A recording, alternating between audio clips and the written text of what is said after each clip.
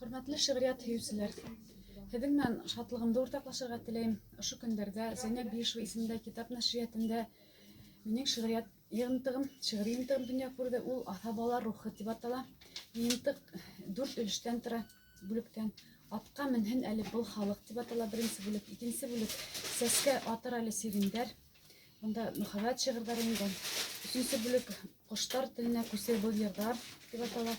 Дүртенсе бүлек «Беҙ булһаҡ шундай булаҡ» тип нарыҡланған. Китапты үҙем шул тиклем биҙәлешен оҡшаттым. Рәссам Артур Василов шундай милли фекер һалып, китаптың тышын бына минең күңелемә тап килгәнсә итеп бирә алды тип иҫәпләйем. Һеҙҙән фекерҙәр көтәм.